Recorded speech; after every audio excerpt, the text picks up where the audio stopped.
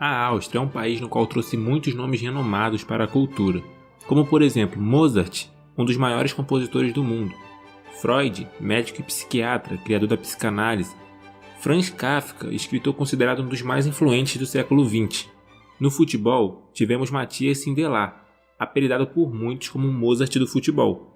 Sindelar é considerado o maior jogador austríaco de todos os tempos, e teve como inimigo um outro austríaco que, diferente dos outros que citei, era um monstro, ninguém mais ninguém menos que Adolf Hitler, que é apontado por muitos como causador da morte de Sindelar.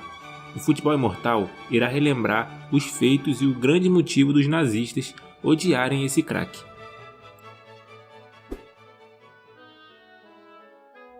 Matthias Sindelar nasceu no ano de 1903, no povoado de Koslav, que hoje se encontra na República Tcheca, mas naquele ano ainda fazia parte do Império Austro-Húngaro, que perdurou até 1918. Sindelar se mudou ainda bebê com sua família para Viena em 1905, com apenas 2 anos. Aos 14, perdeu seu pai, morto em combate, e teve que ver sua mãe obter um duplo fardo, administrar e trazer dinheiro para ele e seus outros 3 irmãos. Em 1918, um ano após a morte do pai, Sindelar, com apenas 15 anos, se junta ao time juvenil do Hertha Viena, tendo que dividir também uma dupla função, o futebol e o curso de serralheiro, pois caso não vingasse no futebol, trabalharia como serralheiro. O menino vingou. Em 1921, com 18 anos, já era jogador profissional do clube, mas apesar dos destaques do jovem com dribles e gols impressionantes, passou em branco no quesito títulos pelo clube. Foi então que em 1924 encheu os olhos do FK Áustria Viena, atual detentor do título nacional na temporada 1923-24. Vale lembrar que grande parte dos jogadores desse clube tinham origens judaicas, e foi no Áustria Viena que Sindelar dedicou o restante de sua carreira, clube esse que, junto com o Rapid Viena, nunca foi rebaixado. No clube, o jogador venceu um título nacional na temporada 1925-26, além de 5 títulos de Copa Austríaca. Conquistou também a Copa Mitropa, que é considerada por muitos como a precursora da Champions League. O clube conquistou no ano de 1933 e em 1936. O jogador teve grande destaque no FK Áustria Viena, mas foi na geração de ouro da seleção austríaca, conhecida por Wunderteam, que Sindelar ganhou notoriedade e recebeu a alcunha de Paperman, devido à sua leveza e genialidade com a bola no pé. Alfred Polgar, que era um jornalista e crítico de teatro, chegou a dizer que Sindelar tinha cérebros nas pernas e muitas coisas notáveis e inesperadas ocorriam enquanto estava com a bola nos pés. Matthias Sindelar foi convocado pela primeira vez em 1926 num jogo contra a Tchecoslováquia, onde marcou um gol na vitória por 2-1. Mas foi no início da década de 30 que a Áustria começou a brilhar. A seleção nacional manteve uma grande invencibilidade entre abril de 1931 a dezembro de 1932. Ao todo foram 14 jogos sem perder.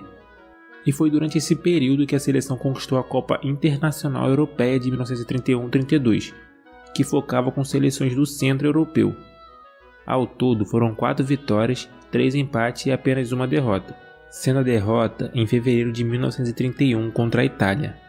Mas não foi o suficiente para tirar o título da equipe austríaca, que desbravou as outras 4 seleções e terminou na liderança, na frente da Itália, que 2 anos mais tarde sediaria a Copa do Mundo. E obviamente que ser a anfitriã da Copa era um dos planos de Benito Mussolini. Na ocasião, a Copa era o palco perfeito para Mussolini promover o fascismo instaurado na Itália. O mesmo plano foi usado por Adolf Hitler 2 anos depois nas Olimpíadas de Berlim.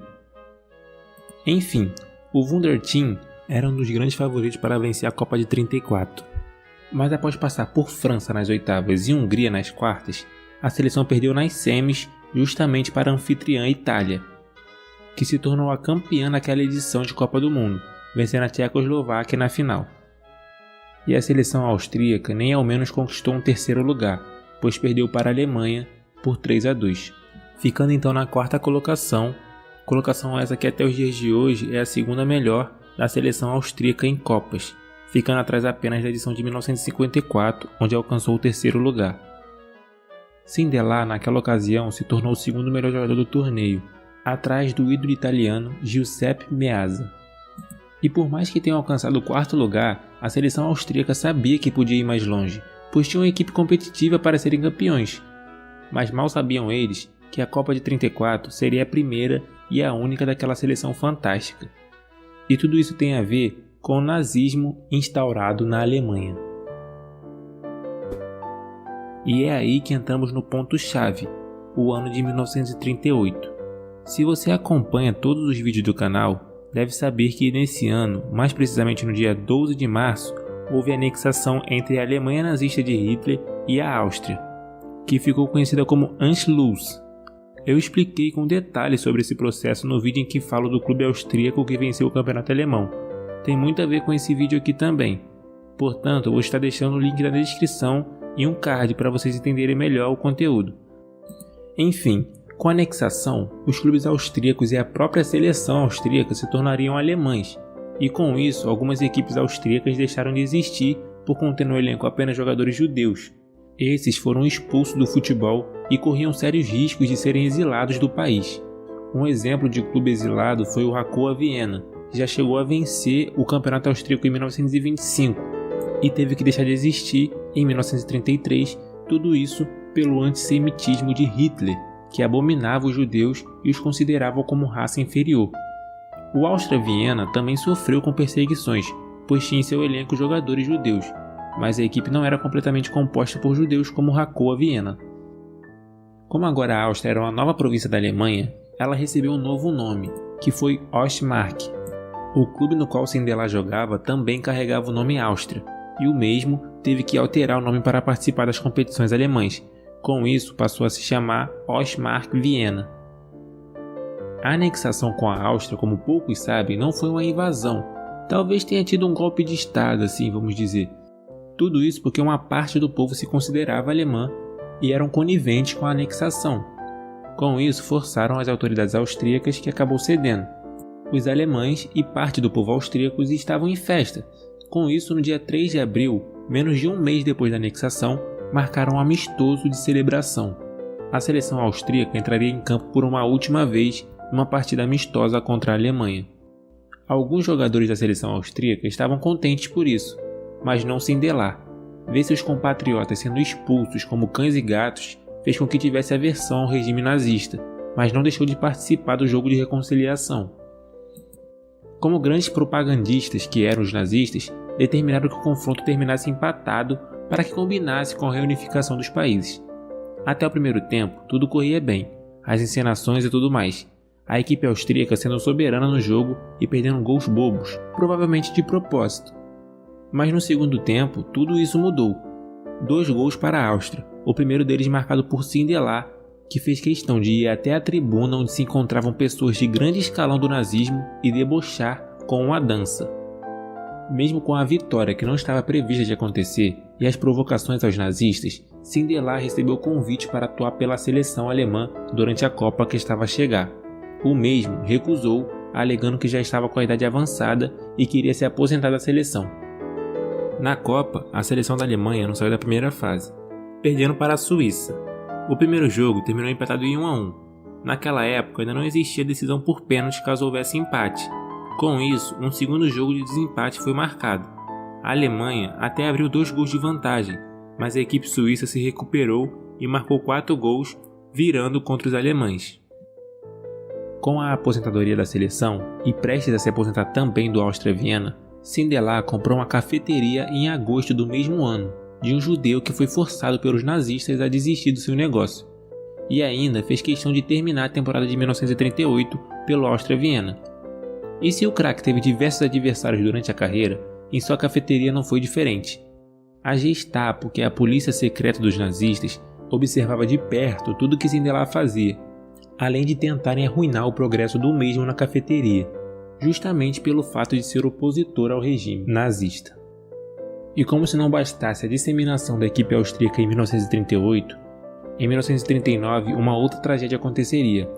A considerada maior estrela do futebol austríaco estava morta, com apenas 35 anos. Ao lado de Sindelar estava sua namorada. A polícia que investigou o caso concluiu que o casal havia morrido por envenenamento de monóxido de carbono. Verificaram também que uma chaminé estava bloqueada impedindo que o gás saísse e então matando o casal. Com isso, foram criadas ao longo dos anos diversas teorias da conspiração. As mais contadas são a causa de morte por suicídio. Alegam que Sindelar começou a se sentir depressivo por não estar mais jogando futebol, que era sua paixão, e por ter visto muitos de seus companheiros judeus serem humilhados e exilados pelos nazistas. Outros dizem que a morte de Sindelar foi por ordem de superiores nazistas, pela recusa de jogar pela seleção alemã, além do episódio da dança, onde os nazistas entenderam como uma ofensa. E um outro fato é que Sindelar sempre tratou bem os judeus que frequentavam seu estabelecimento, que, como eu disse anteriormente, Hitler fazia questão de demonstrar repulsa. Com isso, começaram a duvidar da origem de Sindelar, achando que ele poderia ser um judeu, o que não é verídico, pois o jogador tinha origem cristã. E na sua opinião, qual o verdadeiro motivo da morte de Sindelar? Por qualquer motivo que tenha sido sua morte, o fato é que mais de 20 mil pessoas acompanharam o velório do melhor jogador austríaco do século XX.